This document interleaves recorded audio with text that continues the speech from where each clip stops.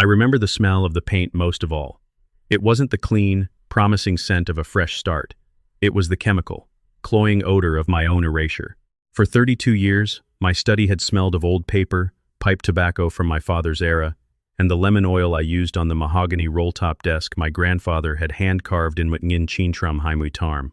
Now, as I stood in the doorway, the air tasted like dusty rose and latex. My name is Dr. Alistair Sterling. I spent 3 decades as the chair of the history department at the university, a man who dedicated his life to preserving the past. I've always believed that if you don't respect where you came from, you have no right to where you're going. But as I stared into what used to be my sanctuary, I realized that my own son, Julian, and his wife Cassandra didn't share that philosophy. They had cleared it all out. My leather-bound journals, my collection of rare Civil War maps, the tintypes of ancestors who had built this town from the mud all gone. In their place stood a sleek, white daybed with velvet pillows that looked like they belonged in a boutique hotel, not a home. A gold-rimmed mirror hung where my degree used to be. My life had been packed into cardboard boxes and shoved into the damp corners of the garage like yesterday's trash. I didn't know it yet, but this was only the first shot in a war that would eventually leave one of us in ruins. I turned around, my heart hammering against my ribs like a trapped bird. Julian and Cassandra were in the living room. The fireplace, the one I'd taught Julian how to build a fire in when he was 6, was roaring. They were lounging on the sofa, wine glasses in hand, laughing at something on a tablet. Julian looked up, and for a split second, I saw a flicker of the boy I'd raised, but it was quickly replaced by a hard, glassy-eyed defiance. "What happened to my study, Julian?" I asked. My voice was steadier than I felt. Cassandra was the one who answered. She didn't even look over her shoulder. She just swirled her Pinot Noir and said, "We needed a guest suite, Alistair. Your archive was a fire hazard, and honestly, it was depressing. This house is nearly 6,000 square feet. You can't expect us to live in a museum just because you can't let go of the 19th century. This isn't a museum, Cassandra. This is my home." "That desk was a sterling heirloom," I said, stepping into the room. "I want it back. Tonight." Julian finally stood up. He'd grown tall, broader than me now. Wearing an expensive cashmere sweater that I'd probably paid for indirectly through the loan I gave them for their wedding. "Dad, don't make a scene. Cassandra spent weeks designing this. We live here too. We're the ones keeping this place running while you're off at your emeritus luncheons. You live here because I invited you to stay while your consulting firm got off the ground 3 years ago." I reminded him, "You don't pay rent, you don't pay the property taxes, and you certainly don't have the right to gut my private quarters." The tension in the room shifted. It became thick, oily, and dangerous. Cassandra stood up then, her silk dress shimmering in the firelight. She was beautiful in the way a predator is beautiful, all sharp angles and cold eyes. She walked over to me, her perfume hitting me like a physical blow. It was something expensive and floral, the kind of scent that masks the smell of rot. "Alistair," she whispered, her voice dripping with mock sympathy. "You're getting older. You're confused. Maybe the stairs are becoming too much for you?" Julian and I were talking. Maybe a managed care facility in the Heights would be more your speed, somewhere where people are paid to listen to your stories. I felt the blood drain from my face. "You're trying to push me out of my own house?" "We're trying to modernize," Julian snapped, stepping closer. He looked frustrated, like a man whose patience had been exhausted by a stubborn child. "You're holding us back, Dad. You're always here, lurking in the hallways, judging how we spend our time, how we spend our money. This is our life now." "It is my house," I shouted. In 30 years, I had never raised my voice to my son, not when he crashed his first car, not when he failed out of law school. But the sight of Cassandra's smug smile snapped something inside me. I moved toward the hallway, toward the study. I was going to start dragging that ridiculous daybed out myself. I was going to reclaim my space if it was the last thing I did. Julian moved faster. He blocked the hallway, his face flushed a deep, angry crimson. "Stay out of there, Dad." "Move, Julian." "No." I reached out to push past him, my hand catching the sleeve of his sweater. It was a weak gesture, the desperate move trying to assert his ghost of an authority. Julian didn't just block me. He reacted with a violence that made the world go silent for a heartbeat. He planted both palms on my chest and shoved. I didn't just stumble. I flew backward. My heels slid on the polished hardwood, and my shoulders slammed into the edge of the heavy oak sideboard in the dining room. A porcelain vase, a gift from my late wife. Eleanor toppled over and shattered into 1,000 jagged white teeth against the floor. I hit the ground hard. The air left my lungs in a sharp, wheezing gasp. Silence followed, heavy and suffocating. I looked up from the floor, my vision blurring. Julian was standing there, his hands still raised, his chest heaving. He looked horrified, but behind the horror, there was something else. A dark, jagged satisfaction. He had finally done it. He had broken the untouchable patriarch. Cassandra didn't move to help me. She didn't even gasp. She just stood by the fireplace, her wine glass perfectly still, watching me with the clinical interest of a scientist observing a dying insect. "I think it's time for you to go, Alistair," she said softly. "Before you hurt yourself further. You're clearly not in a state to be left alone." I stayed on the floor for a moment, the pain in my shoulder radiating down my arm. I looked at the shattered remains of Eleanor's vase. It was the only thing I had left of her in this room. My son had just destroyed it, and he was standing over me like I was the intruder. "Dad, I didn't," Julian started, his voice cracking, but he didn't reach down to help me up. He just let his hands fall to his sides. I didn't say a word. I didn't yell. I didn't cry. If my years of studying history had taught me anything, it was that the loudest men are rarely the most dangerous. I gripped the edge of the dining table and pulled myself to my feet. My joints popped, and my shoulder throbbed with a rhythmic, pulsing heat, but I stood straight. I wiped a stray bit of dust from my trousers and looked my son in the eye. I saw him flinch. He expected me to rage. He expected me to threaten him. But I just turned and walked toward the coat closet. I pulled out my old canvas weekend bag, the one I'd taken on research trips to the archives in Charleston and Richmond. I went to my bedroom, bypassing the living room entirely. My movements were methodical, precise. I packed 3 suits, my father's gold Patek Philippe watch, and a folder of documents I kept in the false bottom of my nightstand.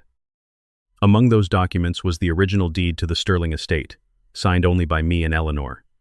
As I zipped the bag, Julian appeared in the doorway.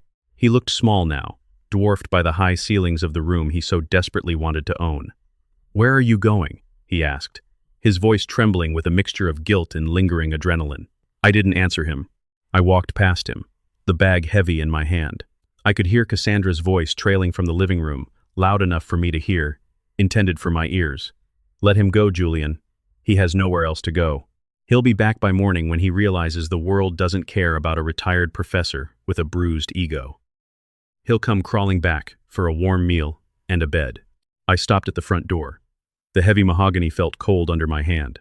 I looked back one last time. The house I'd spent my life building, the house where I'd held Julian as a baby, where I'd kissed my wife for the last time, looked like a stranger to me.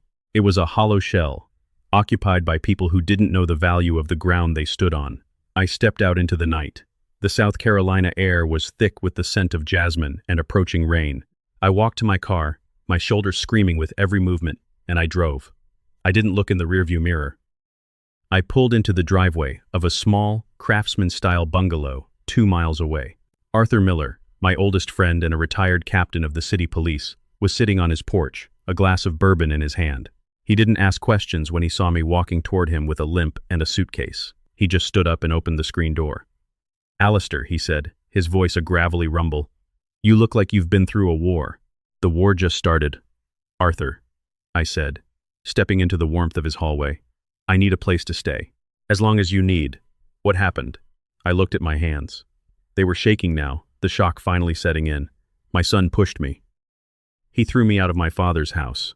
And Cassandra, she called me a ghost. Arthur's eyes went cold. He knew about the Sterlings. He knew the pride I took in that house. "What are you going to do?"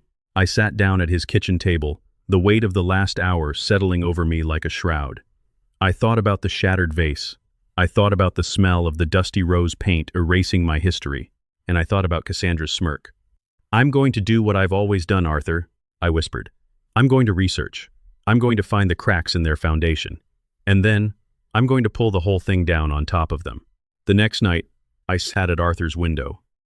His house was on a hill, and if you looked through the pines, you could see the lights of the Sterling estate. It was glowing like a lantern in the dark. But there were too many lights. A line of cars stretched down the driveway, expensive German SUVs and sleek Italian sports cars. Music drifted through the trees, a rhythmic, thumping bass that felt like a heartbeat. They were having a party. Not even 24 hours after they'd shoved me out, they were celebrating. I pulled out my phone and scrolled through the contacts until I found a name I hadn't thought about in years. A man I'd met at a historical symposium in Pittsburgh. A man who specialized in the kind of lost history that people pay a lot of money to keep buried. But before I could dial, my phone chimed with a notification. It was a social media tag. I clicked it. It was a video from the party. Cassandra was standing on my grand staircase, a bottle of crystal in her hand, the crowd cheering below her. She looked into the camera, her eyes bright with wine and victory. "To the new era," she shouted. "Finally, the old ghost is exorcised. We are free." The crowd roared. Julian was in the background, laughing, his arm around a woman I didn't recognize. He looked happy. He looked like he'd forgotten I ever existed. I felt a coldness settle in my chest, a chill that no fireplace could ever warm. I turned away from the window and looked at the folder of documents on Arthur's table. I picked up a photo of Cassandra from her wedding day. She looked perfect. Too perfect. "You think I'm a ghost, Cassandra?" I said to the empty room. "Then I suppose it's time I started haunting you." I dialed the number. The man answered on the third ring, his voice rough and suspicious. "This is Jax Vane," the voice said. "Who's calling?" "My name is Alistair Sterling," I said. "I'm looking for information on a woman who used to live in Pittsburgh. A woman who goes by Cassandra, but I suspect that wasn't always her name." There was a long silence on the other end of the line. I heard the flick of a lighter. "Cassandra Porter?" Vane asked, his tone shifting from suspicious to something sharp and predatory. "If you're looking for her, you'd better have a very good reason, because the last person who went looking for her ended up losing everything they owned." "That makes two of us then, Mr. Vane," I said, staring at the distant lights of my stolen home. "What happened next changed everything, and I think it's time you told me exactly who I let into my house." Jax Vane's voice crackled over the line, a sound like dry leaves being crushed under a boot. "Alistair Sterling," he repeated, the name tasting like old money in his mouth. "The historian. I've seen your name on the back of books, Professor. You're a man who values the truth. But let me tell you something for free. The truth doesn't pay as well as a good lie, and Cassandra is the highest paid liar I've ever met." I sat in Arthur's kitchen, the cold linoleum floor pressing against my feet, and felt a shiver that had nothing to do with the night air. "Tell me about Pittsburgh," I said. "Tell me why you recognize her name." "In Pittsburgh, she wasn't Cassandra Sterling. She was Cassandra Thorne," Vane said. I could hear him pouring a drink in the background. "She appeared out of thin air 6 years ago, claimed to be the daughter of a bankrupt oil tycoon from Texas. She caught the eye of Silas Montgomery old family, steal money, more heritage than sense. Within a year, they were married. Within 18 months, Silas was dead of a sudden cardiac event, and the Montgomery estate was tied up in so much litigation that the banks ended up owning the family's 300-acre manor. Cassandra? She vanished before the funeral flowers had even wilted, along with $4 million in liquid assets that were never recovered. The blood in my veins felt like slush. I looked at the dark silhouette of the Sterling estate through the trees. My house wasn't just a home to Cassandra, it was a target, a fresh kill. "You think she killed him?" "The police couldn't prove a thing," Vane replied, his tone chillingly casual. "But that's her signature, Professor. She finds a man with a legacy and a weak spot. She doesn't just steal the money, she erases the man. She turns families against each other, burns the history, and walks away with the ashes. If she's in your house, Alistair, you aren't just an inconvenience. You're the last piece of evidence she needs to get rid of." He hung up, leaving me in a silence so heavy I could barely breathe. I looked at Arthur, who was leaning against the counter, his face a mask of grim concern. He'd heard the whole thing. "He's right, isn't he?" Arthur asked. "I didn't want to see it," I whispered. "I thought I was just being a difficult old man." I closed my eyes, and the memories came flooding back, unbidden and sharp. I saw Julian as a boy, running through the tall grass of the estate, his laughter echoing against the white pillars of the porch. He had always been a sensitive child, perhaps too sensitive for the weight of the Sterling name. When Eleanor died, the light in him seemed to dim.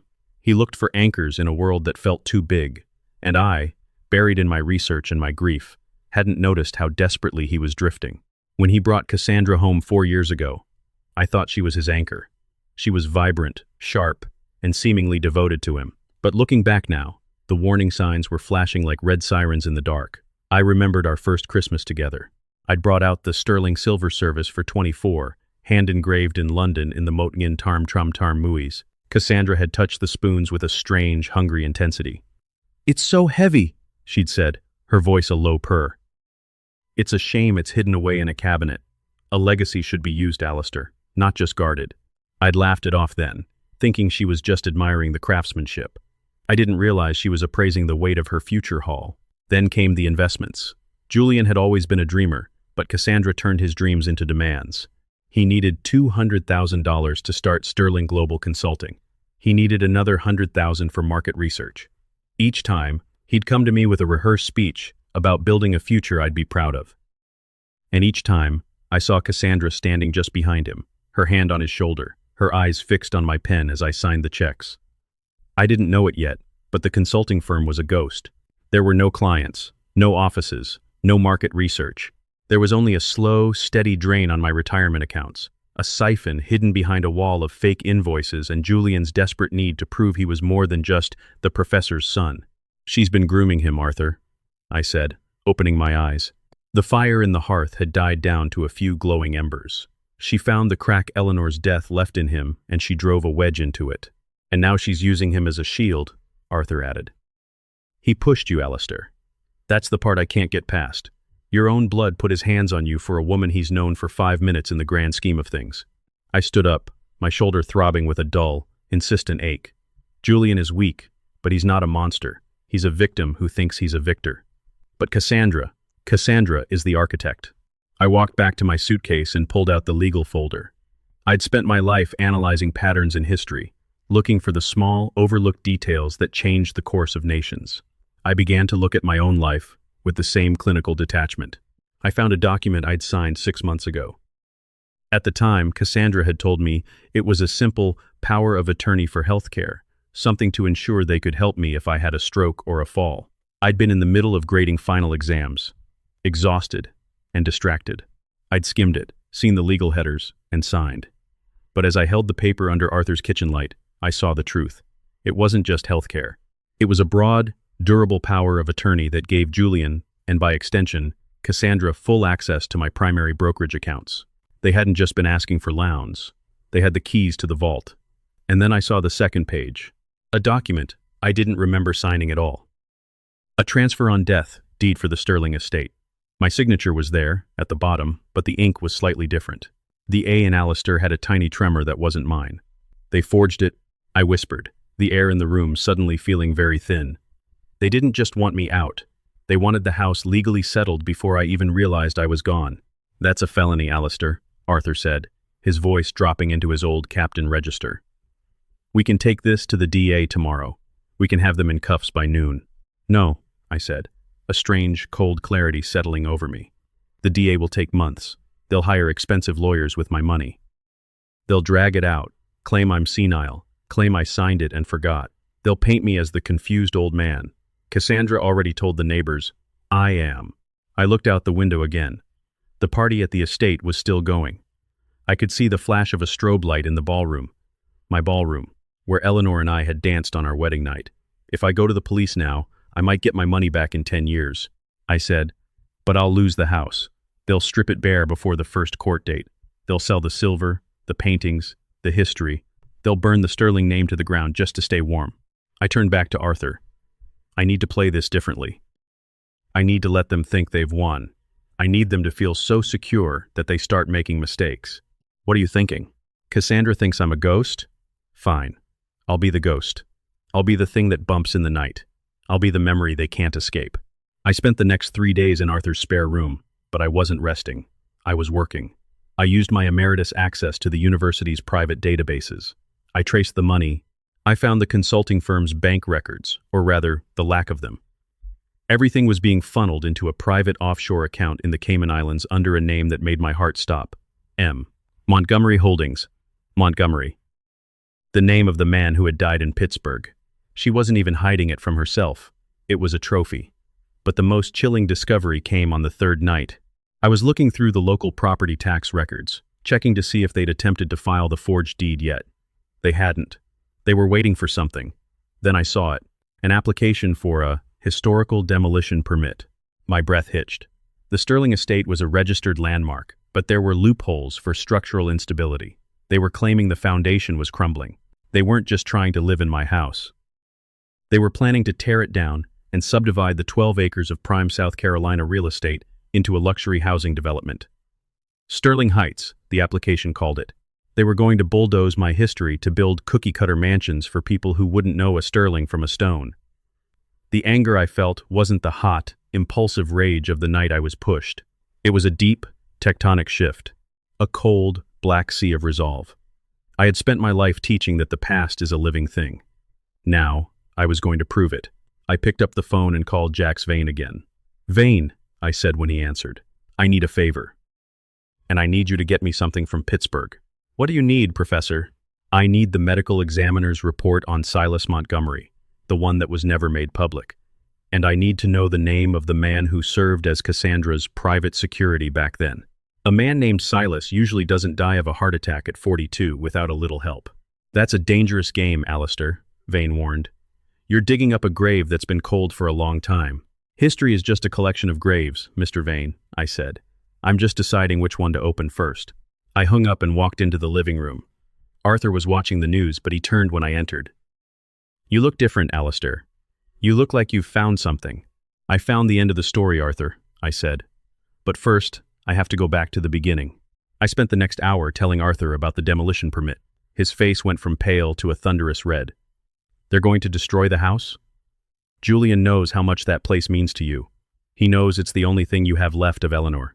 "Julian doesn't know anything anymore," I said. "He's been hollowed out. He's just a vessel for her ambition." I looked at the clock. It was nearly midnight. "I'm going back there tomorrow," I said. "Are you crazy? They'll call the police. They'll have you trespassed." "No," I said, a slow smile spreading across my face. "They won't. Because tomorrow is the anniversary of the day I bought that house. And according to the terms of the Sterling Family Trust, a document Cassandra clearly hasn't found yet, there is a very specific clause regarding the senior patriarch's right of occupancy." I picked up a heavy, brass-bound book from my suitcase. It was the family ledger, started in Mutngin Tam Trem Born Mui. Cassandra wants to modernize? Fine. But she's about to find out that the old ways have a very long reach. I didn't know it yet, but the trap I was setting wasn't just for Cassandra. It was for my son. I had to know if there was anything left of the boy I loved, or if I had to bury him along with the vipers. But as I lay in bed that night, I heard a sound from outside. A car idling at the end of Arthur's driveway. I crept to the window and pulled back the curtain. It was a black sedan. The windows were tinted, and the engine was a low, predatory growl. It sat there for exactly 60 seconds, its headlights off, just watching the house. Then, it pulled away, disappearing into the shadows. Someone was watching me. Someone knew I wasn't just going to fade away. The game had moved from the shadows to the light, and I realized that Cassandra wasn't waiting for the legal system to handle me. She was tired of waiting. What happened next changed everything. Because when I walked up the driveway of the Sterling estate the next morning, I didn't find Julian or Cassandra waiting for me. I found a locksmith, and the locks on the front door were already gone. I stood on the porch, my bag in my hand, and watched as the man pulled a brand new set of keys from his pocket. He looked at me, confused. "Can I help you, sir?" he asked. "I live here," I said. "Oh," the man said, checking his clipboard. "The lady of the house said the previous tenant was evicted. She told me to change the codes and the deadbolts." Said he was.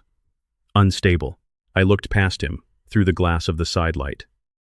Cassandra was standing in the foyer, wearing a white silk robe, a cup of coffee in her hand. She saw me. She didn't look surprised. She just raised her cup in a silent, mocking toast and blew me a kiss. But what she didn't see was the man standing in the shadows of the oak tree at the edge of the lawn. A man with a camera. A man I'd hired to record every single second of this unstable encounter. Because I wasn't there to fight, I was there to serve. And the document I had in my pocket wasn't a plea for mercy. It was a notice of a forensic audit.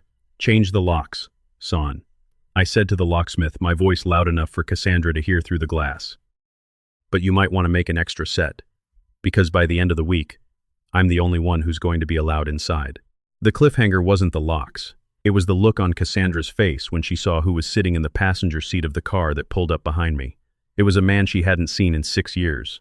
A man who looked exactly like the husband she thought she'd buried in Pittsburgh.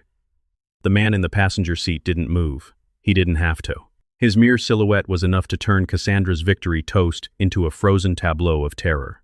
Through the side light of the front door, I saw her hand tremor, a splash of hot coffee dark against her white silk robe. It wasn't Silas Montgomery. Silas was 6 feet under a marble slab in Pennsylvania. This was his younger brother, Harrison Montgomery. I'd found him through Jack's Vane's deep dive into the Pittsburgh ruins.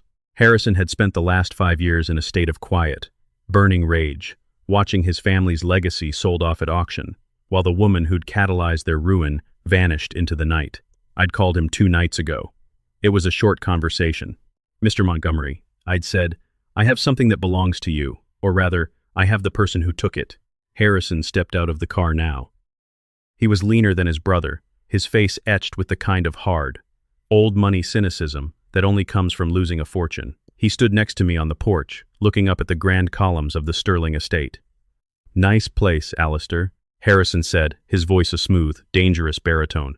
"A bit grander than the Montgomery Manor, but I can see why she'd pick it. It's got that vulnerable heritage smell she loves so much." The front door didn't just open. It was flung back so hard the brass handle dented the plaster. Cassandra stepped out, her eyes wide, her breathing shallow. She had managed to pull a mask of indignation over her fear, but the cracks were visible. "What is this?" she demanded, her voice shrill. "Alistair, I told you to stay away. And who is this person? This is private property."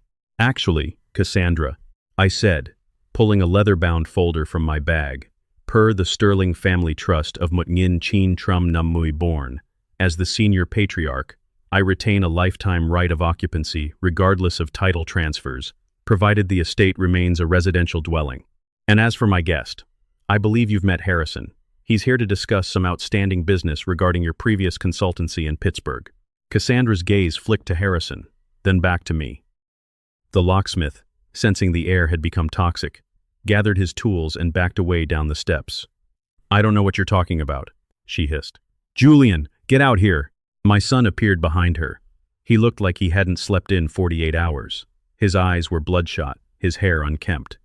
When he saw me, his face crumpled with a mixture of guilt and exhaustion. But when he saw Harrison, he just looked confused. "Dad? What's going on? Who is this?" "This is the ghost of Christmas past, Julian," I said, stepping past Cassandra into the foyer. "I didn't wait for an invitation. This house was built by my ancestors' sweat, and I wasn't going to stand on the porch like a beggar. We're going to the library. All of us. You can't just come in here," Cassandra shouted, reaching for my arm. Harrison caught her wrist. It was a swift, clinical movement. He didn't squeeze, but the message was clear. "Careful, Cassandra. You know what happens when things get messy. Let's have a talk, for old time's sake." We moved into the library. It was the only room they hadn't touched yet, mostly because Cassandra found the floor-to-ceiling shelves of Greek and Roman history too heavy to move. I sat behind my grandfather's desk, the one they hadn't yet managed to haul to the garage. I watched Julian. He sat on the edge of a velvet chair, looking like a man waiting for a death sentence. It broke my heart, truly. I remembered him at 10 years old, sitting in this very chair, asking me why the Romans fell. I'd told him then that empires don't usually collapse from outside attacks. They rot from within. They let the wrong people hold the keys to the treasury. I looked at him now and realized I was watching my own empires rot. "Julian," I said softly, "do you know why Cassandra wanted the demolition permit?" Julian blinked, looking at Cassandra. The foundation, Dad. You know the West Wing has been settling. She said the cost to repair it would be more than the house is worth. She said we could build something new, something for us. The foundation is granite and heart pine. Julian," I said. "It's been solid for 180 years.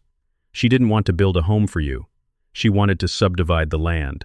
She's already been in talks with Blackwood Development. They've offered her $8 million for the 12 acres. But there's a catch, isn't there, Cassandra?" Harrison leaned against the bookshelves, arms crossed. "The catch is the audit. You see, Julian, when a house is a historical landmark, you can't just bulldoze it without a forensic review of the estate's finances to prove economic hardship. And Alistair here has just called for one." Cassandra found her voice then. It was cold, sharp, and utterly devoid of the warmth she used to manipulate my son. "You're bluffing. You're a retired professor. You don't have the resources to fight a legal battle against me." "I don't need a legal battle," I said. "I just need the truth. I've spent my life digging through the past, Cassandra. You're just another chapter." I opened the folder. I've spent the last few days looking into Sterling Global Consulting. It was fascinating. You see, Julian, the money I lent you wasn't going to office space or market research. It was being funneled into a shell company called Montgomery Holdings, the same company that was used to drain Harrison's family estate 6 years ago. Julian looked at Cassandra, his mouth falling open. Cass. What? What is he talking about? You said that money was for the lead generation software. He's lying, Julian, she snapped, grabbing his hand. He's trying to drive a wedge between us because he's bitter. He's an old man who can't handle that he's no longer in charge. Am I?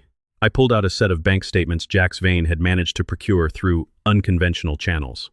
Then explain why there are 3 wire transfers from your joint account to a private bank in Zurich, all made the day after I signed that power of attorney.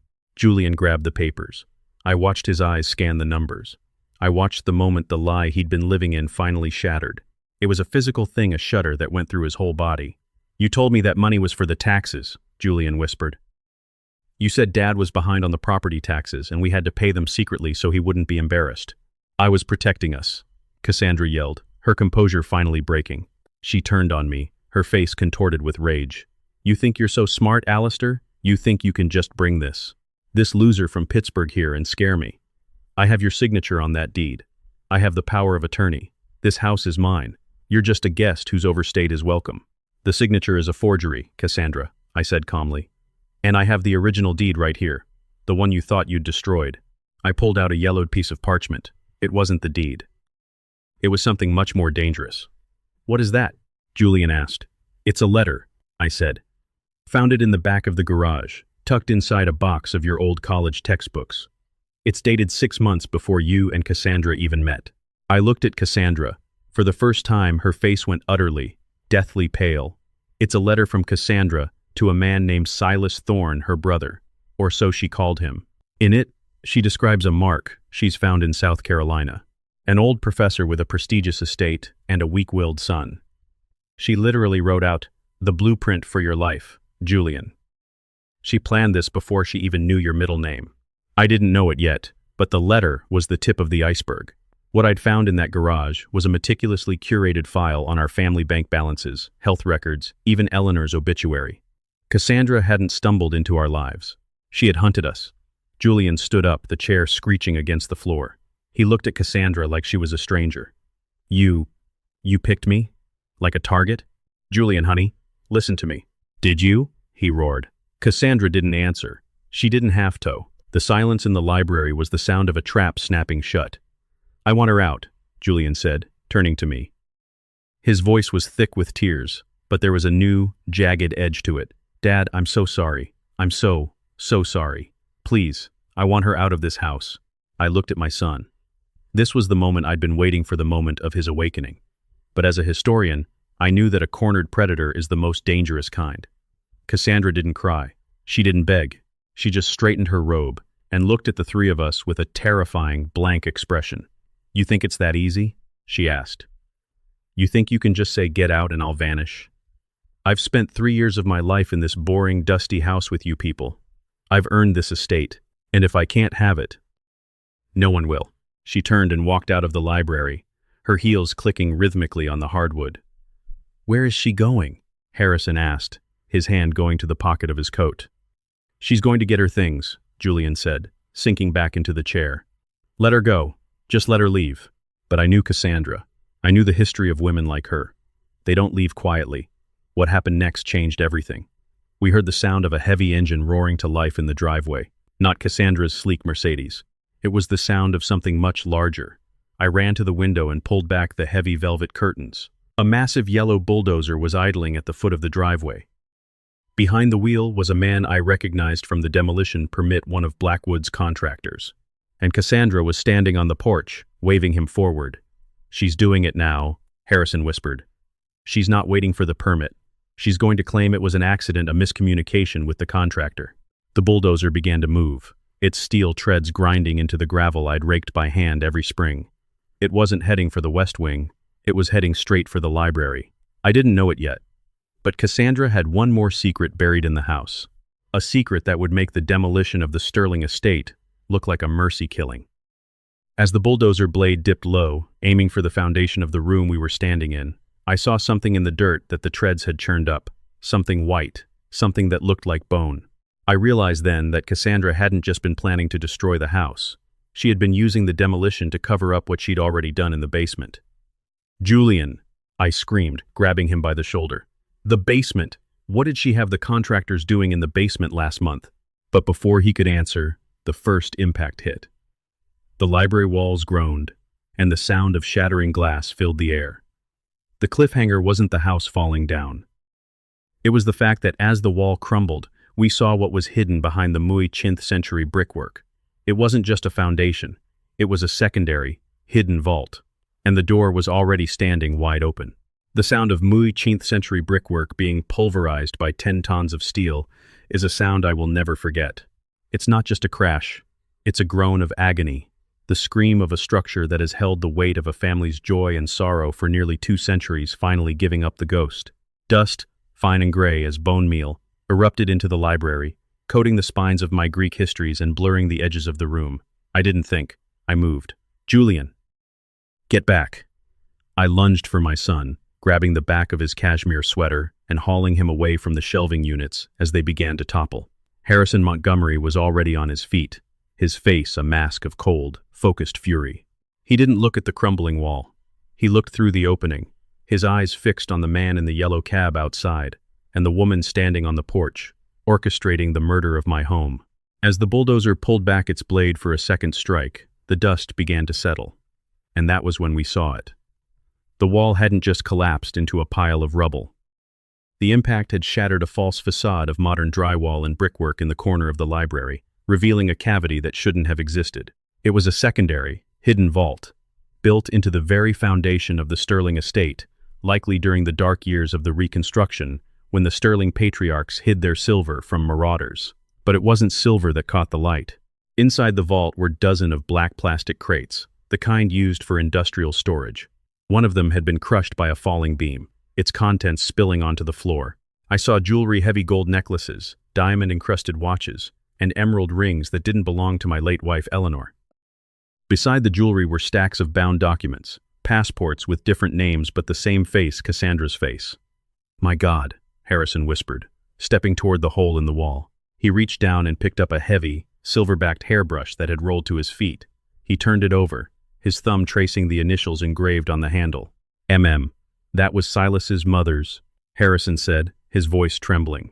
"She told us it was lost in the fire at the manor. She didn't just steal the money, Alistair. She took the heirlooms. She took our history."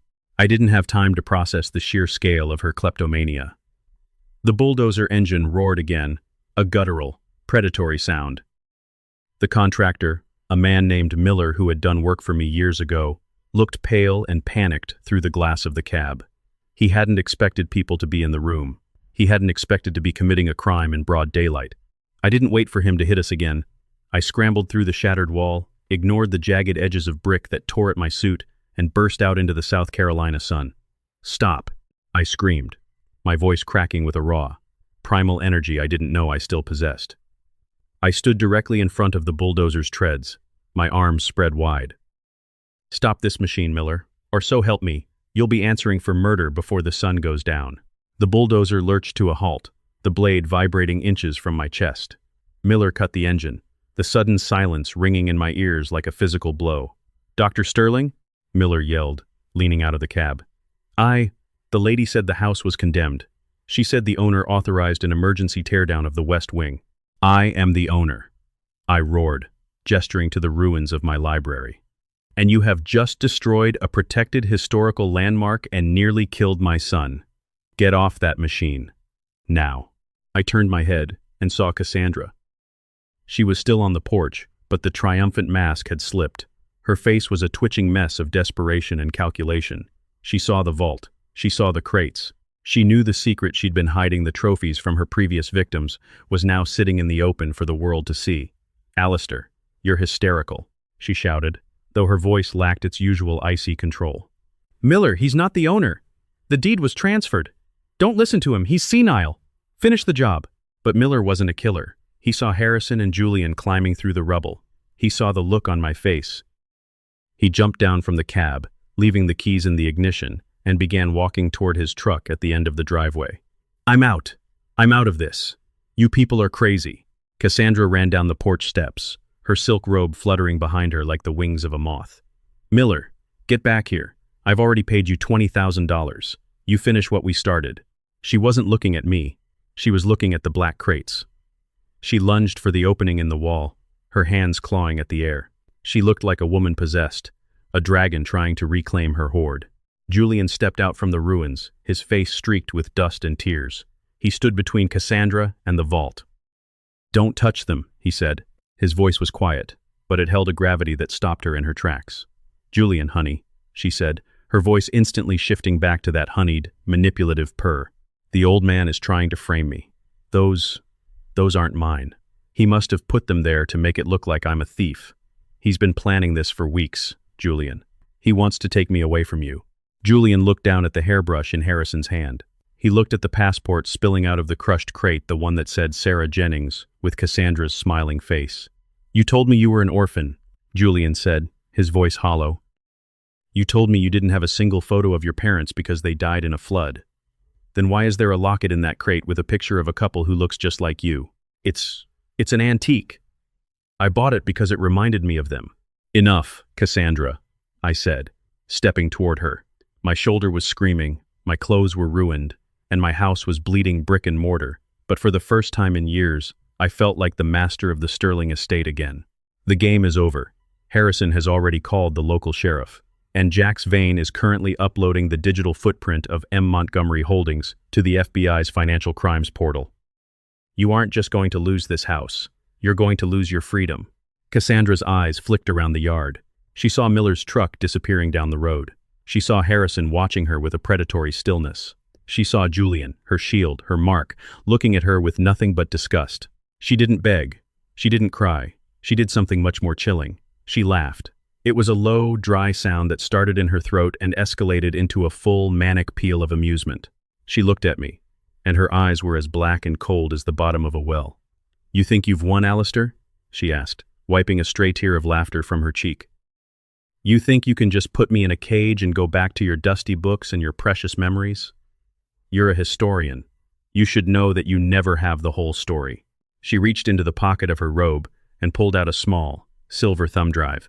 "Julian, you've been so useful," she said, her voice dripping with mock affection. "But you were always so careless. Did you really think I was just consulting when I was on your computer every night?" Julian's face went pale. "What did you do?" "I didn't just move your father's money," she said. "I found yours. Or rather, I found the records of what you did with the initial investment your father gave you for that firm. The offshore account you used to hide the gambling debts from your time in Atlanta, the ones you signed his name to as a guarantor." My heart stopped. I looked at Julian. He wouldn't meet my eyes. He looked at the ground, his shoulders slumped in a way that told me everything I needed to know. "You see, Alistair," Cassandra continued, pacing back and forth in front of the ruined wall, "if I go down for fraud and forgery, I'm taking your precious son with me. He's just as guilty. He signed the papers. He authorized the transfers. I just held the pen for him. If you call the police, you aren't just sending me to prison. You're sending the last of the Sterlings right along with me." The silence that followed was heavy as lead. I looked at Julian, the boy I'd raised to be a man of honor, and saw the truth written in the lines of his face. He had been drowning long before Cassandra arrived. She had just been the one to hold his head under the water. "Is it true, Julian?" I whispered. I was going to pay it back, Dad," he choked out. "I got into a hole. I thought the firm would take off, and I'd put it all back before you ever noticed. She told me she could fix it. She said she had a way to make it all go away. By stealing the rest of my life," I said. Cassandra smiled, a sharp, jagged thing. "So, here's the deal. I take the crates. I take the car. You give me 48 hours to clear out, and you sign a non-disclosure agreement. In exchange, I destroy this drive, and Julian stays a free man. You get your ruined house and your broken son. I get my life back." I looked at the black crates. I looked at Harrison, who was gripping the hairbrush so hard his knuckles were white. He wanted justice for his brother. He wanted her to pay for what she'd done to the Montgomery name. And then I looked at the bone I had seen earlier. It wasn't a human bone. It was a fragment of a marble bust of my grandfather that Cassandra must have smashed and hidden in the foundation weeks ago. She had been erasing us piece by piece, long before today. I realized then that this wasn't about the money. It wasn't even about the house anymore. It was about the soul of my family. I didn't know it yet, but I was about to make a choice that would change the Sterling legacy forever. I was about to prove that a historian doesn't just study the past, he decides what parts of it are worth saving. Julian, I said, turning to my son. I love you. More than this house. More than my own name. Julian looked up, hope flickering in his eyes. Cassandra's smile widened. She thought she had me. She thought she'd found the one thing I couldn't sacrifice. But, I continued, my voice growing cold and hard, I will not be a part of another one of your lies. I will not let this woman walk away to destroy another family just to save you from your own cowardice. I pulled my phone from my pocket. Alistair, what are you doing? Cassandra hissed, her hand tightening on the thumb drive. I'll destroy him. I'll release the records to the university. They'll strip you of your pension. They'll kick you out of the history department. Let them, I said. I'd rather be a man with nothing than a man who lives in a house built on the bodies of his friends. I looked at Harrison. Mr. Montgomery, I believe your brother deserves the truth, even if it costs me everything. I didn't dial Chin Trumwaymot. I dialed the local news station. I knew the lead investigative reporter, a woman named Sarah Miller, who had interviewed me a dozen times about local history. Sarah, I said when she answered, this is Alistair Sterling. You might want to get a camera crew to the Sterling estate, right now. We've just discovered a hidden vault filled with stolen property from 3 different states, and I think you'll find the owner of the M. Montgomery Holdings. Very interesting, Cassandra screamed. It was a raw, animalistic sound of pure fury. She lunged at me, her fingers clawing for the phone, but Harrison was faster. He stepped into her path, his shoulder catching her chest and sending her reeling back onto the grass. She scrambled to her feet, looking at the thumb drive in her hand. You think you're so noble? Watch this. She threw the thumb drive onto the gravel and brought her heel down on it, crushing the plastic and silicon into dust.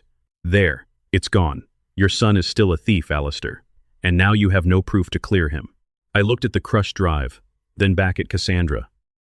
What you don't realize, Cassandra, I said, a slow, grim satisfaction spreading through me, is that Jack's Vane didn't just give me the bank records. He mirrored Julian's entire hard drive 3 days ago. I already have everything.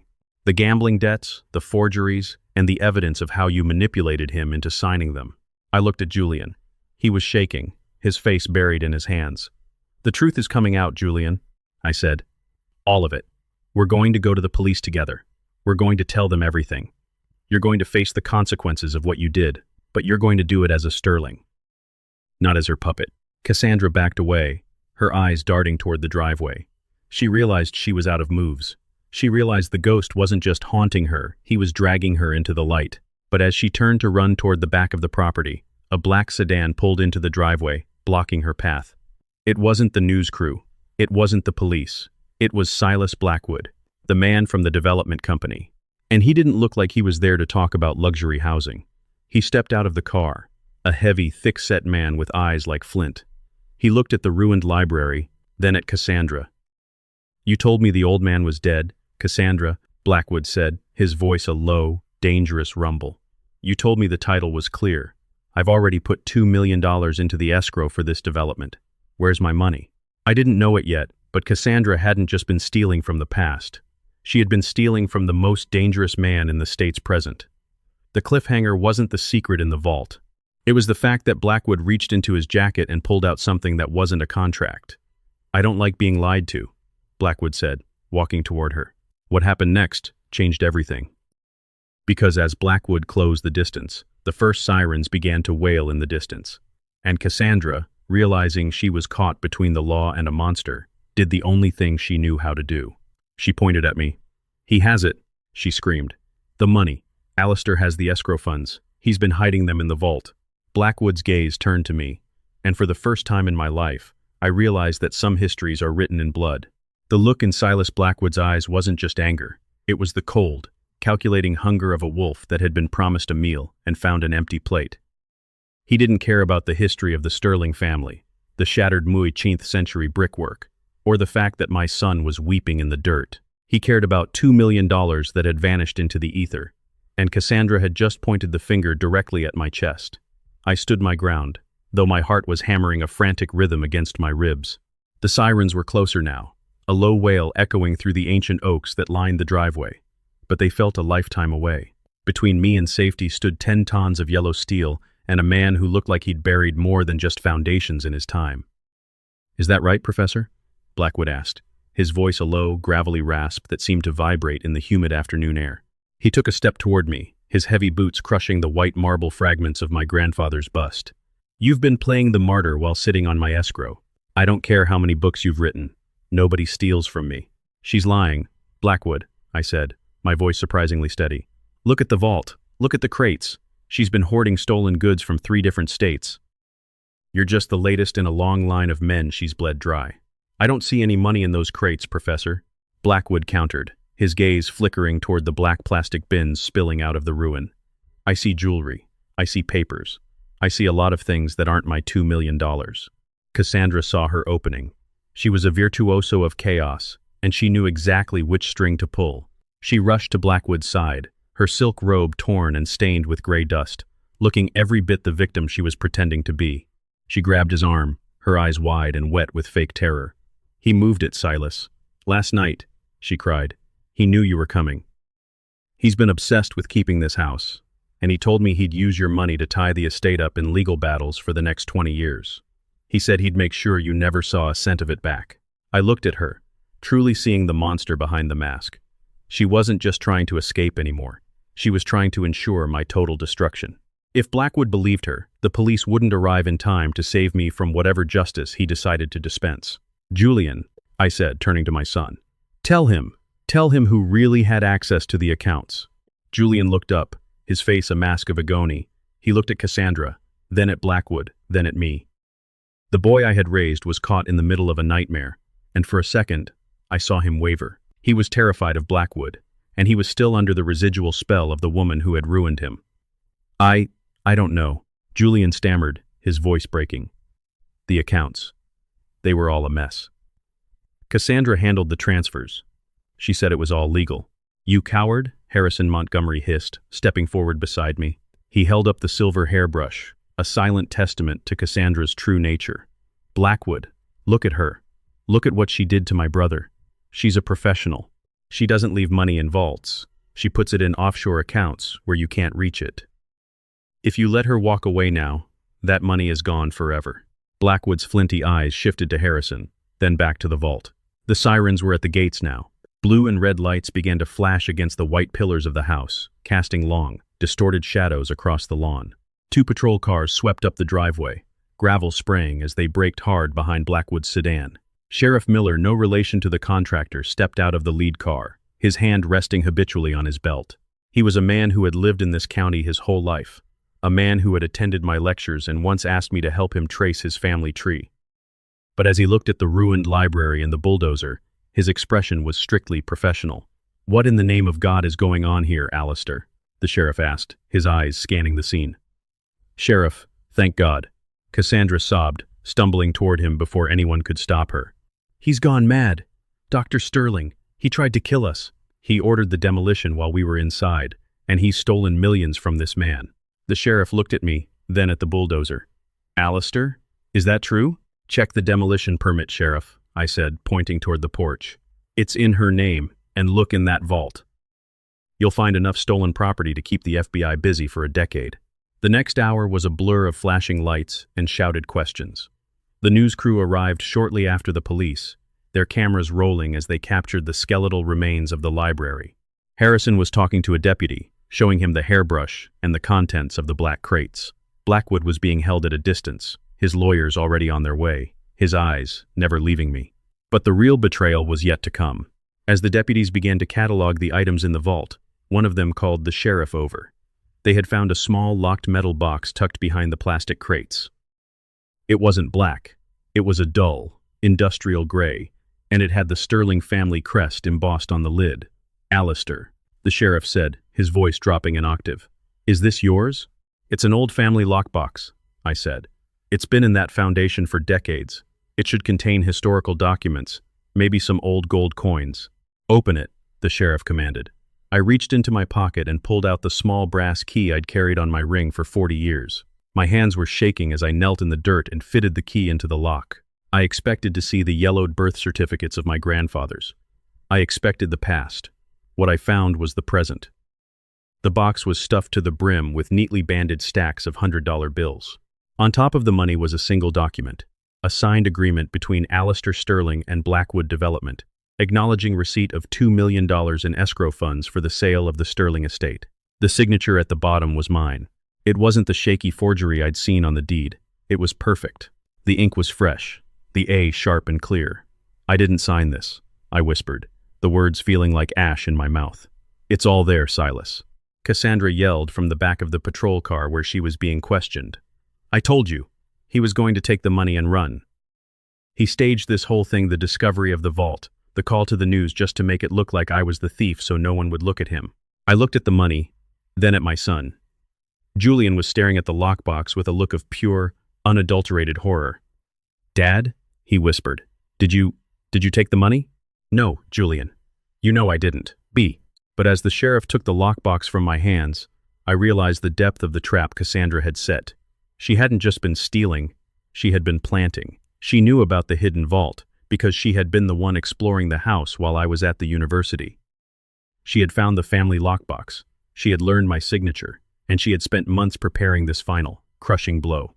I didn't know it yet, but the money in that box wasn't just a frame-up. It was a catalyst. "Alistair Sterling," the sheriff said, his voice heavy with a disappointment that hurt more than Blackwood's threats. "I'm going to have to take you down to the station. You too, Julian. And Mom," he said, turning to Cassandra, "you're coming with us for questioning regarding the property in those crates." "I was just trying to protect the Montgomery legacy," Cassandra cried, her performance never wavering. "I found those items and I didn't know what to do. I was afraid Alistair would destroy them."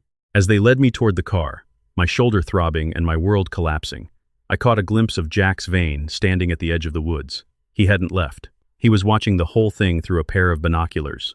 He caught my eye and gave a nearly imperceptible shake of his head. He knew. He knew that the evidence he had given me was only half the story. The ride to the station was silent. I sat in the back of the patrol car, the metal mesh of the cage pressing against my cheek. I looked out the window as the Sterling estate faded into the distance. The house looked like a corpse, its ribs exposed to the night air, its heart carved out by a woman I had trusted with my family. What happened next changed everything. In the interrogation room, they left me alone for 2 hours. No lawyer, no phone call, just the hum of the fluorescent lights and the ticking of a clock that seemed to be counting down the minutes of my life. When the door finally opened, it wasn't the sheriff. It was Silas Blackwood. He had pulled strings. He had made calls. He walked into the room and sat across from me, his face a mask of brutal pragmatism. He leaned forward, the smell of expensive tobacco and old sweat clinging to him. "Here's how this goes, Alistair," Blackwood said, sliding a piece of paper across the table.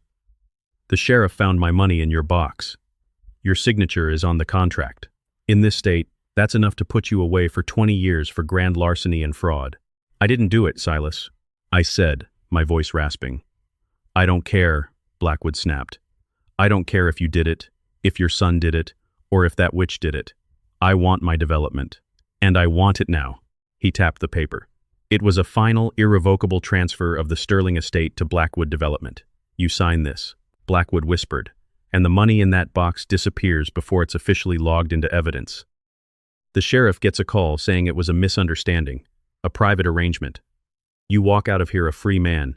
Your son walks out a free man. You lose the house, but you keep your life." I looked at the paper.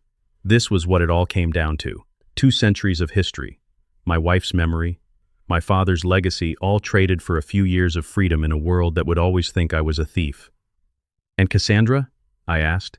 Blackwood smiled, and it was the most terrifying thing I had ever seen. "Cassandra is going to have a very long, she's going to tell us exactly where the rest of my investments went. By the time we're done with her, she'll wish she was in prison." It was an easy choice, a logical choice. But as I looked at the paper, I thought about the library. I thought about the Greek histories and the lessons of the past.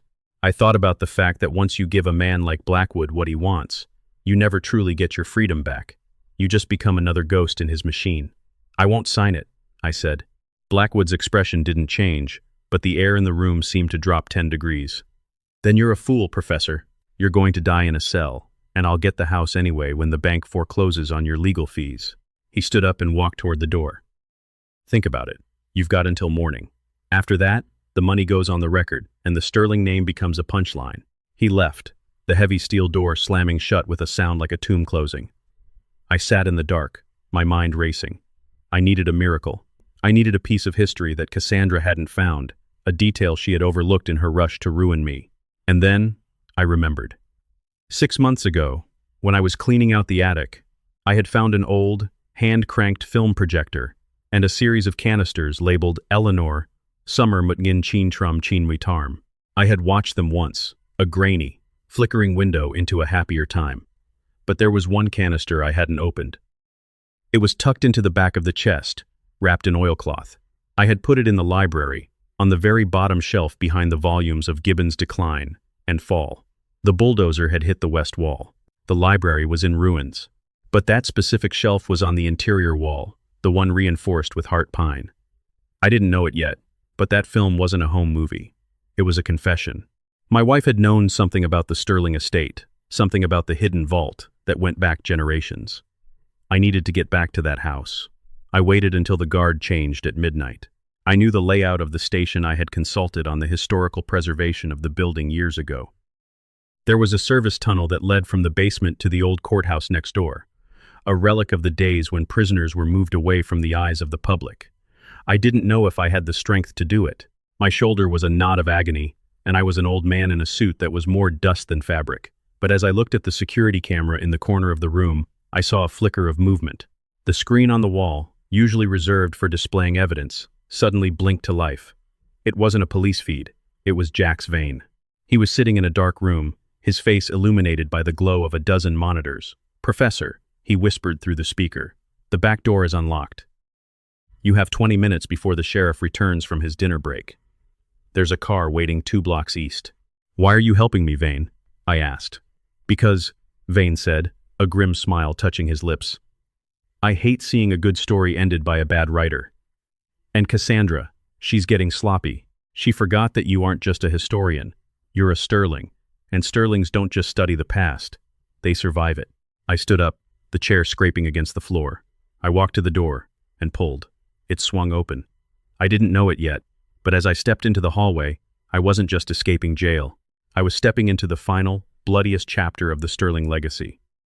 Because as I reached the car 2 blocks away, the driver didn't say a word. He just handed me a heavy, cold object wrapped in a towel. It was a key, but it wasn't a key to the house. It was a key to a safe deposit box in a bank that had burned down in Mutngin Chin Trum Haimi High. A bank that sat directly beneath the current site of Blackwood's new luxury development. The cliffhanger wasn't my escape. It was the fact that when I looked at the key, I saw the name engraved on the tag. It wasn't Alistair. It wasn't Julian. It was Silas Montgomery.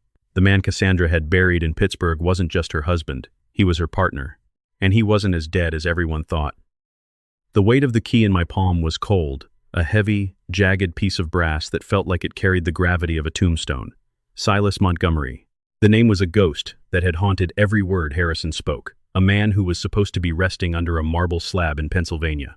But as I sat in the back of the getaway car, the rain finally beginning to lash against the glass in heavy, rhythmic strokes, I realized the terrifying truth. Cassandra hadn't just killed a man and stolen his fortune. She had orchestrated a resurrection.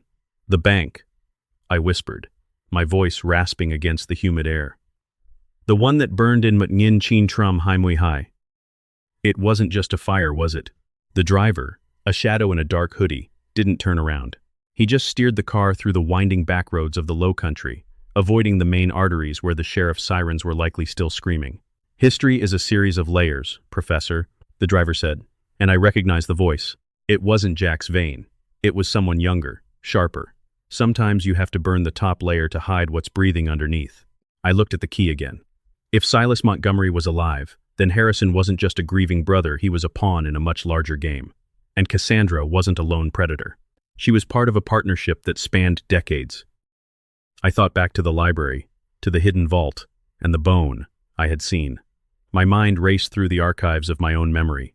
I didn't know it yet, but the Sterling estate wasn't chosen for its prestige or its 12 acres of prime land. It was chosen because of what sat directly beneath the library floorboards, something my wife, Eleanor, had discovered years ago and had been too terrified to tell me. "Take me back to the house," I commanded. "The police are crawling all over that place, Professor," the driver cautioned. "Blackwood's men are probably there too, looking for that escrow money you stole." "The police are looking for a fugitive," I said, a cold, hard resolve settling in my chest. They aren't looking for a man who knows the service tunnels, and I need that film canister. The car skidded to a halt near the edge of the Sterling Woods, half a mile from the main gates. I stepped out into the downpour, the mud clinging to my dress shoes, my ruined suit jacket heavy with water. I felt like a ghost myself, an old man stripped of his title, his home, and his dignity, wandering the fringes of his own life. This was rock bottom. I had no money, no legal standing, and my son was likely sitting in a cell believing his father was a thief. I moved through the trees with the silence of a man who had walked these woods for 40 years. I knew every root, every dip in the earth. I reached the back of the estate, where the old smokehouse stood. Beneath the stone floor of the smokehouse was a crawl space that led into the cellar of the main house, a remnant of the Civil War era, when the Sterlings hid more than just silver. I squeezed through the narrow opening, the smell of damp earth and ancient stone filling my lungs. My shoulder throbbed, a white-hot spike of pain with every movement, but I pushed through. I crawled until the dirt turned to brick, and then I was inside. The basement was silent, the air thick with the dust of the afternoon's destruction. I climbed the stairs to the main floor, my heart thumping. I could hear voices outside, the low murmur of deputies guarding the perimeter, but the house itself was dark. I slipped into the library. The smell of dusty rose paint was gone, replaced by the scent of wet plaster and pulverized stone. The rain was coming in through the hole the bulldozer had made, turning the floor into a slurry of gray mud. I knelt by the interior wall, my fingers clawing through the debris on the bottom shelf. My heart skipped a beat when I felt the cold, oily surface of the film canister. It was still there, tucked behind the heavy volumes of The Decline and Fall of the Roman Empire. I didn't have a projector, but I didn't need one. I tucked the canister into my waistband and moved toward the hidden vault. The deputies had cleared the crates, but they hadn't looked at the floor. In the center of the vault, beneath a layer of dust, was a heavy iron ring bolted into a stone slab. I pulled. The stone groaned, sliding back to reveal a vertical shaft with a rusted iron ladder. What happened next changed everything. Because as I descended into the darkness, the light from my phone's flashlight hit a wall of reinforced steel. This wasn't a tunnel. It was a high-security corridor, modern and gleaming, running directly beneath the site where Blackwood wanted to build his Sterling Heights. I followed the corridor for what felt like miles, the air growing colder and more sterile. Finally, I reached a heavy door with a digital keypad. I looked at the key I had been given. It wasn't just brass. The head of the key contained a small, embedded chip. I held it to the sensor. The door hissed open. I stepped into a room that looked like a command center. Monitors lined the walls, displaying live feeds from every room in the Sterling estate, every street corner in the town, and my breath caught the inside of the sheriff's interrogation room. I saw Julian. He was sitting at the table, his head in his hands. And across from him wasn't the sheriff. It was Cassandra. She was no longer crying. She was leaning back in her chair, a cigarette in her hand, looking at my son with a chilling, vacant expression. "You really thought he was a hero, didn't you, Julian?" Cassandra's voice came through the speakers in the command center, crystal clear. "You thought the great Alistair Sterling was above a little bit of greed. But he's the one who taught me the game. Why do you think he never let you in on the family finances? Because the Sterling legacy is built on the same things I am. Theft, deception, and knowing when to burn the evidence." "You're lying," Julian whispered, but his voice was weak. "My father is a good man. A good man doesn't have a secret account in Zurich that's been active since Mutngin Chin Trum Chin Mui Tarm." "Julian," Cassandra said, blowing a plume of smoke toward the camera. "He's been waiting for me to arrive. He needed a scapegoat to clear the book so he could finally retire in style. You were just the distraction." I stood in the command center, my fists clenched. She was gaslighting him, even now. She was turning the last of my son's love into poison. But then, a door at the back of the interrogation room opened. A man walked in. He was tall, silver-haired, wearing a suit that cost more than my entire library. He looked exactly like the photos of Silas Montgomery, but there was no sign of the cardiac event that was supposed to have killed him. "Is he still in the cell?" the man asked. "Blackwood's men are handling the professor," Cassandra replied, her voice turning subservient. "The sheriff thinks he's a fugitive. By the time they find him, the transfer will be complete." The man, the real Silas Montgomery, nodded. "And the vault? Did the bulldozer hit the mark?" "Perfectly. The facade is gone. We can access the primary server tonight." I realized then what the Sterling estate really was. It wasn't just a home. It was the physical location of an old deep earth data vault, a dark site for offshore banking records that had been established during the Cold War. My family hadn't been historians. We had been the keepers of the world's most dangerous secrets. And Eleanor must have found out. I pulled the film canister from my waistband and opened it. Inside wasn't film. It was a series of microfiche slides and a small, handwritten note in Eleanor's elegant script. Alistair, if you are reading this, it means they have found us. The Sterlings were never who you thought. Your grandfather didn't build this house to live in. He built it to hide the ledger. The real Montgomerys aren't victims. They are the architects of the fire. Do not trust the key. The key is the trigger. My blood ran cold. I looked at the brass key in my hand. The chip wasn't for the door. I looked at the main console in the room. There was a single, glowing red slot.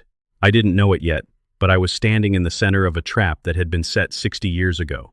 Suddenly, the monitors in the room flickered. The feed from the interrogation room cut to black. A new image appeared, a map of the Sterling estate. A countdown timer began to tick in the corner of the screen. 10 minutes. A voice boomed through the command center. A voice I recognized. It was Silas Blackwood. "Professor, I know you're down there," Blackwood said. "I knew you'd find the tunnel." You see, Cassandra and Silas thought they were playing me. They thought I was just the muscle. But I'm a developer. I know how to clear a site. And in 9 minutes, the structural instability of the Sterling estate is going to become very, very real. The bulldozer hadn't been the end. It had been the setup for a controlled demolition. Blackwood was going to bury the command center, the records, and me, all at once. He would claim the fugitive Alistair Sterling had sabotaged the gas lines in a fit of madness. "I have your son, Alistair," Blackwood continued. "He's in the van with me. If you want him to see tomorrow, you're going to do exactly what I say. You're going to take that key, and you're going to insert it into the console." Now, the key was the trigger. If I turned it, I would delete the records Blackwood wanted gone, the records of his own dirty money. But if I didn't, Julian was dead. I looked at the console. I looked at the countdown. I was at the absolute bottom. My name was ruined, my house was rigged to explode, and my son was a hostage. "Julian," I whispered to the empty room. What happened next changed everything. I didn't insert the key. Instead, I grabbed a heavy iron paperweight from the desk, a relic from my grandfather's time, and smashed the console's glass casing. I didn't need to turn the key. I needed to rewrite the history of this room. I began to type on the keyboard with the speed of a man who had spent his life documenting the fall of giants. I wasn't deleting the records. I was broadcasting them. "Vane," I shouted into the air, hoping the man was still listening through whatever back channel he was using. "Get ready. I'm dumping the ledger. Every bank, every bribe, every Montgomery secret, it's all going live." The countdown hit 5 minutes. Above me, I heard the heavy thud of footsteps. Someone was in the library. I didn't know it yet, but the man coming down the ladder wasn't a deputy. It was Harrison Montgomery. And he didn't have a hairbrush in his hand anymore. He had a silenced pistol. "Professor," Harrison said, stepping out of the shadows of the shaft. "You should have stayed in the car." "You're in on it, Harrison," I asked, not looking away from the screen. "Your brother is alive. The whole victim act was just to get me to trust you." "Silas is a visionary," Harrison said, leveling the gun at my head. "He understands that history is for the weak. The future belongs to those who can erase the past. Now, move away from the console." "No," I said. "The broadcast is at 90%. In 3 minutes, the whole world is going to know that Silas Blackwood didn't build this town. He bought it with blood." Harrison stepped closer, the muzzle of the gun inches from my temple. "1 minute of life, Professor. Is a dead legacy worth that much to you?" The countdown hit 2 minutes. The cliffhanger wasn't the gun. It was the fact that as Harrison prepared to pull the trigger, the screen behind me turned gold. A message appeared in a font I recognized from the university's highest level of encryption. "Override confirmed. Source: Eleanor S. My wife wasn't just a victim. She had been the one who designed the failsafe, and she had left one final message for the man who was about to kill me." "Harrison," I said, a grim smile touching my lips, "you might want to look at the screen. Your brother didn't just resurface to build a development. He resurfaced to liquidate his last remaining liability. And that liability is you." The screen showed a private chat log between Silas Montgomery and Cassandra. "Once the professor is buried, eliminate Harrison. He knows too much about the Motngin Chin Trum High fire. Make it look like he died in the explosion." Harrison froze. The gun wavered. What? He whispered. The countdown isn't just for the house, Harrison, I said. It's for the tunnel. Silas Blackwood isn't waiting for the key. He's already pushed the button. The floor beneath us began to vibrate, a low, rhythmic hum that signaled the ignition of the charges. Run, I said. Or stay and die for a man who already sold your soul. The countdown hit 60 seconds, 40 seconds. The vibration wasn't just a sound, it was a physical force, a low-frequency hum that rattled my teeth and made the sterile air in the command center shimmer. Harrison's hand, the one holding the silenced pistol, was no longer steady. He stared at the screen, at the words typed by his own brother, the brother he had mourned, the brother he had protected. Eliminate Harrison. It was a sentence of death written in the casual font of a text message. He wouldn't, Harrison whispered, but the logic of a lifetime spent in the shadows of Silas Montgomery told him otherwise. I spent 5 years hunting her for him. I helped him fake the cardiac arrest. I wiped the servers in Pittsburgh. And that's exactly why you're a liability, Harrison, I said, my fingers flying across the auxiliary keyboard. I wasn't just broadcasting the ledger anymore. I was rerouting the security feeds to a private cloud server Jax Vane had set up. You know where the bodies are buried, literally. Silas and Cassandra don't want a brother, they want a clean slate. And Blackwood. Blackwood just wants a construction site without witnesses. The countdown hit 30 seconds. The tunnel is rigged with thermite charges, I said, grabbing my grandfather's iron paperweight. The structural instability Cassandra cited in the permit wasn't a lie, it was a blueprint. They've been weakening the load-bearing columns for months. When this goes, the house doesn't just fall, it implodes into this vault. We'll be buried under 200 years of sterling history. Harrison looked at the gun, then at me, then at the ladder. His eyes were wide with the realization that his loyalty had been a one-way street leading straight to a grave. He lowered the weapon. The cold, old-money arrogance had vanished, replaced by the raw, frantic terror of a man who realized he had been a pawn in his own execution. The service tunnels, I shouted over the rising roar of the charges. There's a drainage pipe from the Motngin Chintrum High Muis that runs toward the creek. It's narrow, and it's half collapsed, but it's not on Blackwood's maps. It was hidden behind the coal cellar. We'll never make it, Harrison gasped. Then stay here and be a footnote.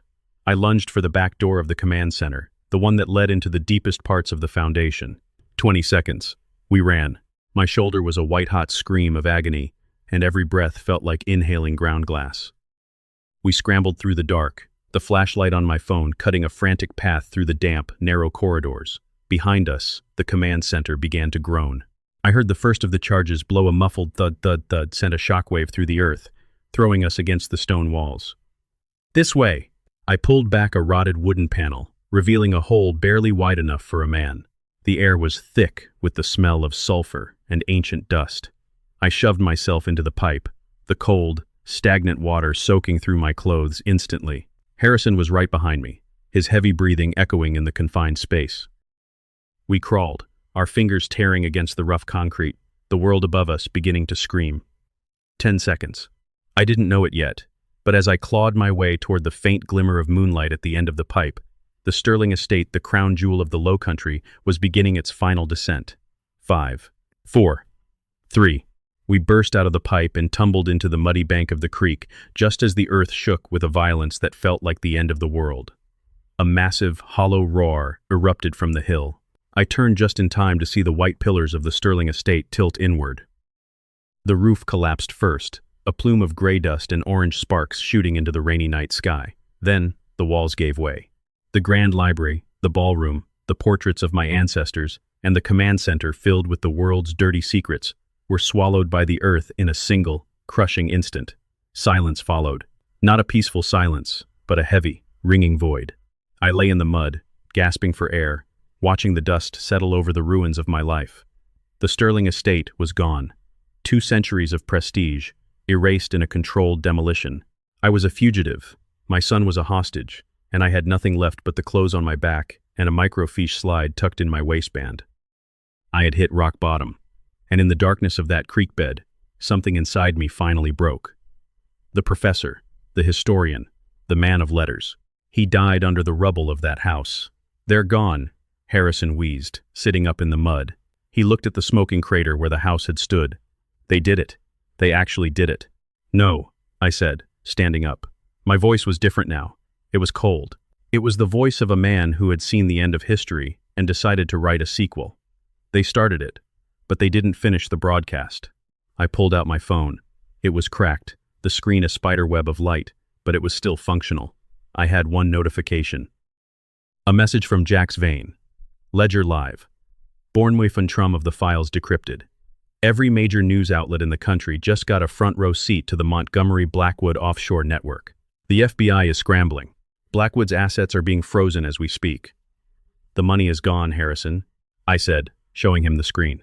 Blackwood doesn't have an escrow account anymore. He has a federal indictment. And your brother. Your brother just became the most hunted man in the financial world. Harrison looked at the phone, a slow, jagged smile spreading across his face. It wasn't a smile of joy. It was the smile of a man who had nothing left to lose but his spite. What now, Alistair? We're still in the mud. They still have your son. No, I said, looking toward the distant lights of the town. We go to the one place Blackwood thinks he's safe, the new development site, the Sterling Heights sales office. That's where he'll be waiting for the confirmation that I'm dead. We moved through the woods, two ghosts in the rain.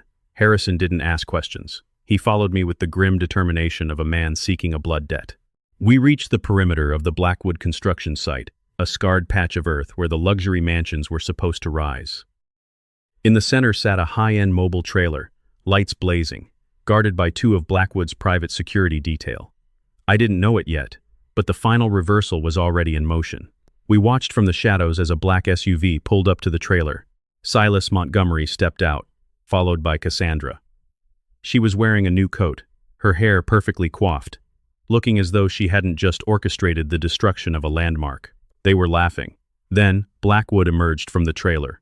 He wasn't laughing. He was holding a tablet, his face pale in the glow of the screen. What is it? Cassandra asked, her voice carrying over the damp air. The servers. Blackwood rasped. The Sterling vault. It didn't just go dark. It dumped. The Pittsburgh files, the Swiss accounts, the bribes for the zoning board. It's all out there. My accounts are being flagged. My creditors are calling. This wasn't a demolition, it was an execution. That's impossible, Silas Montgomery shouted. The key should have triggered the wipe. The professor didn't use the key, Blackwood said, turning on them with a snarl. He used an override. He knew, Silas. He knew the whole time. I stepped out of the shadows then. I didn't hide. I walked straight into the light of the construction floods, Harrison at my side. The security guards reached for their holsters, but Blackwood held up a hand. He looked at me as if I were a specter risen from the grave. Professor, Blackwood whispered. You're a bad historian, Silas, I said, my voice echoing off the skeletons of the unfinished houses. You thought you could bury the past, but the past is like a root system. You can cut the tree down, but the roots are still there, waiting to trip you up. Where's my son? I demanded. Cassandra backed away, her eyes darting toward the SUV. She saw Harrison. She saw the look on his face, the look of a brother who had seen his own death warrant. Harrison? She stammered. You were supposed to be. Dead? Harrison asked, his voice a low, dangerous rumble. Silas told me you were the one who suggested it, Cassandra, said I was getting unreliable. I never said that, she cried, but the lie was thin and transparent. The trailer door opened again, and a deputy, one of Blackwood's bought and paid for men, shoved Julian out onto the metal stairs. My son looked battered, his clothes torn, but he was alive. When he saw me, he made a sound that I will carry with me to my grave, a sob of pure, shattered relief. Dad? Stay there, Julian, I said. Blackwood looked at the ruin of his empire, then at the man who had caused it. He reached into his jacket, his fingers twitching. You think you've won, Alistair? You're a fugitive. You broke out of jail. You destroyed a historical landmark. Even if I go down, you're coming with me. You'll never hold a book again, let alone a chair at the university. I don't care about the chair, Silas, I said, taking a step forward. And I don't care about the house. You can have the rubble, but I'm taking my son, and I'm taking the one thing you can't buy back. And what's that? The truth about Eleanor, I said. I pulled the microfiche slide from my waistband and held it up. The light from the floods hit the translucent film. My wife didn't just find the vault, Silas. She found the records of the Moat Ngin Chintrum Heimwee High fire. She found out that the Sterling legacy you were so desperate to protect wasn't just banking records. It was the deed to this entire county, a deed that was stolen from the original families by the Montgomerys and the Blackwoods a century ago. The silence that followed was absolute. If that goes public, Silas Montgomery whispered, every property line in this state is invalid. Every title, every deed, it all collapses. Then I suggest you let my son go, I said. And I suggest you give Mr. Vane the access codes to the offshore accounts you haven't touched yet, the ones you were going to use to flee. You're bluffing, Cassandra hissed. You'd destroy the whole town just to get to us? I'm a historian, Cassandra, I said, a grim satisfaction filling my chest. I've seen empires fall for much less. I'm perfectly comfortable with a little structural instability. Blackwood looked at Silas Montgomery. He saw a man who was no longer a partner, but a weight dragging him under. He looked at me, and he saw a man who had already lost everything, and therefore had nothing to fear. Let the boy go, Blackwood commanded. Julian ran to me, and I caught him, holding him with my good arm, the weight of him the only thing that felt real in the world of ghosts. I felt him shaking, felt the cold rain on his skin. We're going, Julian, I whispered. Not so fast, Silas Montgomery said, stepping forward. He had a small, silver derringer in his hand, a gentleman's weapon for a cold-blooded man. You have the slide, Alistair, but you don't have the decryption key for the Motngin Chin Trum Haimui Hai files. Only I have that. You can release the banking records, but the land stays ours. I looked at him, and for the first time, I felt a flicker of the old Alistair Sterling, the one who understood that the greatest twists in history are the ones you never see coming. You're right, Silas, I said. I don't have the key. I looked over my shoulder, toward the dark line of the woods. But I have the woman who wrote it. What happened next changed everything, because out of the shadows, accompanied by the sound of a dozen approaching sirens, walked a woman in a long gray coat. She was older, her hair silver, her face etched with the lines of a life lived in hiding. Julian gasped. My own heart stopped. Eleanor? I whispered. The woman didn't look at me. She looked at Silas Montgomery, her eyes burning with a cold, ancient fire. Hello, Silas, she said. It's been a long time since the fire. The cliffhanger wasn't my wife being alive. It was the fact that as she stepped into the light, she wasn't alone. She was flanked by federal marshals. And she wasn't there as a victim. She was there as the lead investigator. Alistair, Eleanor said, finally looking at me, her voice as steady as a heartbeat. I'm sorry it took so long, but some histories take decades to research. The revenge plan hadn't started tonight. It had started 28 years ago, on the day my wife died. The world didn't stop turning when Eleanor stepped into the light, though for a moment I forgot how to breathe. The rain continued its steady, indifferent drumbeat against the skeletons of Blackwood's unfinished mansions. The sirens grew into a deafening roar as a dozen black SUVs swarmed the construction site, their headlights cutting through the dark like the eyes of God. But all I could see was her.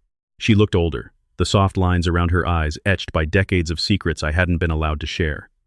Her hair, once the color of polished mahogany, was now a striking, dignified silver. But the way she held her shoulders, the quiet, unbreakable grace of a sterling woman, was exactly as I remembered it from the morning she drove away 28 years ago and never came back. Eleanor, I whispered again, the name feeling like a prayer and a curse all at once. Julian's grip on my arm tightened until it hurt. Dad? Is that Mom? His voice was a fragile thread, the sound of a boy seeing a ghost come to life. She didn't run to us. She couldn't. She stood between the federal marshals, her badge pinned to a dark lapel, her eyes fixed on Silas Montgomery with a cold, professional detachedness that sent a shiver down my spine. This wasn't a reunion, it was a raid. Silas Montgomery, Eleanor said, her voice projecting over the wind. You are under arrest for the racketeering, securities fraud, and the Mutngin Chin Tram Chin Mui Tarm conspiracy to commit murder. Cassandra Porter, or should I say, Agent Porter's primary target, you are under arrest for bigamy, grand larceny, and felony forgery. Cassandra screamed, a jagged, ugly sound of a cornered animal. She looked at Silas, then at Blackwood, then at the woman she had spent years imitating. Target? You? You've been watching me? Since Pittsburgh, Eleanor said, finally taking a step forward. I've been the one feeding your leads to Jack's vein. I've been the one ensuring the Sterling estate remained a landmark, so you couldn't sell it before we were ready to move. You didn't find Alistair, Cassandra. I sent you to him. My heart stopped. The ground beneath me, already softened by the rain, felt like it was dissolving. I looked at the woman I had loved, the woman I had mourned for nearly 3 decades. You sent her to us? You put our son in danger? Eleanor finally looked at me. For a split second, the professional mask crumbled, and I saw the raw, agonizing guilt she had carried for 28 years. I had to flush them out, Alistair. Silas and Blackwood were never going to stop. They would have killed you both if they thought you knew about the Motngin Chintram Haimui High Ledger. The only way to save you was to become the person they feared most, a ghost who knew their balance sheets. The marshals moved in with the precision of a clockwork mechanism. Silas Blackwood didn't fight. He sat on the stairs of his trailer, his head in his hands, watching his billion-dollar empire evaporate into federal indictments. Silas Montgomery tried to run, but Harrison, his own brother, tripped him into the mud. Harrison looked at me and gave a sharp, bitter nod. He hadn't been flipped by me. He had been working for Eleanor the entire time. The broken brother was just another layer of the historian's trap. As they handcuffed Cassandra, she looked at me, her face contorted with a final, desperate venom. "You're still a loser, Alistair. You lost your house. It's a hole in the ground. You have nothing." I didn't answer her. I looked at Julian. He was staring at Eleanor, his face a map of confusion and longing. The woman who had been a framed photograph on his nightstand for his entire life was standing 10 feet away, telling men with guns where to stand. "The house isn't the legacy, Cassandra," I said quietly as they led her away. "The truth is, and history has a way of correcting the record." The next few hours were a chaotic blur of debriefings and legal statements. The marshals secured the Sterling Heights sales office, turning it into a temporary command post. I sat in a plastic chair, wrapped in a coarse wool blanket, watching the rain turn the construction site into a swamp. Julian sat beside me, silent, refusing to let go of my hand. Eventually, the crowd thinned. The villains were hauled away in cages. Blackwood, the Montgomerys, and the woman who had tried to erase me were gone. The only people left were the feds, the rain, and Eleanor. She walked over to us, her movements slow, as if she were afraid we might vanish if she moved too fast. She stopped 3 feet away. "Julian," she whispered. My son stood up. He was a man now, taller than her, burdened by his own mistakes and the weight of the night. He looked at her for a long time, searching her face for the mother he'd lost. "Why?" he asked. "Why did you stay dead?" "Because the man who killed me in that car accident in Chinmui Tarm was Silas Montgomery's father," Eleanor said, tears finally spilling over. "He found out I had the Motngin Chintram Haimui High Ledger. He told me that if I didn't disappear, he'd make sure neither of you survived the night. I had to choose, Julian. I chose your lives over my presence in them." She reached out, her hand trembling, and touched his cheek. "I've watched every graduation from the back of the auditorium. I've seen every award your father won. I've been there, Julian. I just couldn't let you see me." Julian let out a sob, a sound of 28 years of abandoned grief, and pulled her into a hug. I stood up, my shoulders screaming, and watched them. It was the most beautiful and terrible thing I had ever seen. The history I had spent my life studying was nothing compared to the history we had just lived. But there was one final secret. Later that night, after the feds had moved Julian to a hotel for safety, Eleanor and I stood alone at the edge of the crater where the Sterling estate had once been. The smoke was still rising from the ruins, mixing with the fog. "You knew about the Motngin Chintram Haimui High fire, didn't you?" I asked. The real story. Eleanor pulled a small, charred piece of wood from her pocket. It was a fragment from the old library. "The Sterlings weren't just victims, Alistair. Your grandfather and the original Montgomery patriarch.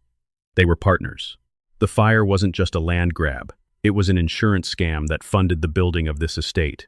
Our entire prestigious history was built on a crime." I looked at the smoking hole in the ground. The prestige, the old money reputation, the leather-bound books, it was all a facade built on ashes. "Is that why you let the house blow up?" I asked. "To finish the job?" "I didn't trigger the charges, Alistair. Blackwood did," she said. "But I didn't stop him. The ledger is public now. The Sterling name is finished in this town. But so is the corruption. We're finally clean." I looked at her, and for the first time in my life, I didn't feel like a historian. I felt like a man who was finally standing in the present. "I didn't know it yet," I said, repeating the phrase that had haunted my thoughts for months. But the end of the Sterling estate was the only way I could ever truly be free. I was a prisoner of that house, Eleanor, just like Julian was a prisoner of Cassandra. She took my hand. Her skin was cold, but her grip was firm. "What will you do now, Professor? You have no house, no chair at the university, no pension." I looked toward the horizon, where the first faint light of dawn was beginning to bleed into the sky. "I'm going to do what I should have done 28 years ago. I'm going to take my son, and I'm going to go somewhere where the name Sterling doesn't mean a thing. I'm going to start a new history." The resolution wasn't a return to the status quo. There was no rebuilding the mansion. The land was seized by the government to be returned to the descendants of the families cheated in Mut Ngin Chin Trum Hai Mui Hai.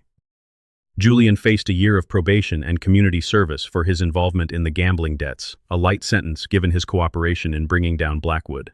But the real revenge wasn't the arrests or the indictments. It was the moment, 6 months later, when I stood in a small, sun-drenched library in a coastal town in Oregon. I was no longer Dr. Alistair Sterling, the old money patriarch. I was Alistair, the man who helped children learn to read at the local community center. Julian was there too, working with a local carpentry crew, finally building things with his own hands instead of signing checks with mine. My phone buzzed. It was a message from Jax Vane. He had sent me a news clip from South Carolina. Cassandra Porter sentenced to Moylum years. Silas Blackwood and Silas Montgomery to serve life without parole. I closed the tab. I didn't need to read the details. The past was documented, filed away, and closed. I walked to the window. Outside, Julian was laughing as he helped an old woman load groceries into her car. He looked whole. He looked like the boy I'd lost, finally grown into the man he was meant to be. And then I saw a car pull up, a modest, silver sedan. Eleanor stepped out. She wasn't wearing a badge or a dark suit. She was wearing a simple sundress and a straw hat. She saw me at the window and smiled a real, warm smile that reached her eyes. She had retired. The ghost had finally come home. I didn't know it then. But the greatest lesson of history isn't about empires or wars. It's about the fact that no matter how deep you bury a lie, the truth will always find its way to the surface. And no matter how many times you lose everything, as long as you have the people who love you, you haven't lost a thing. I walked out to meet her, the Oregon wind smelling of salt and cedar. "You're late for lunch," I said as she reached the porch. "I had to finish a report," she said, slipping her arm through mine. "The last one." The Sterling file is officially closed. I looked back at the library, then at my family. The Sterling name was gone. The estate was a memory. But as we walked inside together, I realized that for the first time in 62 years, I wasn't living in a museum. I was living in a home. History, after all, is just a story we tell ourselves about how we got here. And looking at my wife and my son, I knew that the best chapters were the ones we were about to write. A subtle moral takeaway lingered in the quiet of the afternoon. You can't protect a legacy by hiding its sins. You can only save a family by facing the fire together. The Sterling estate had to fall so that the Sterling men could finally stand. And as the sun set over the Pacific, I realized that sometimes the only way to win the war is to let the fortress burn.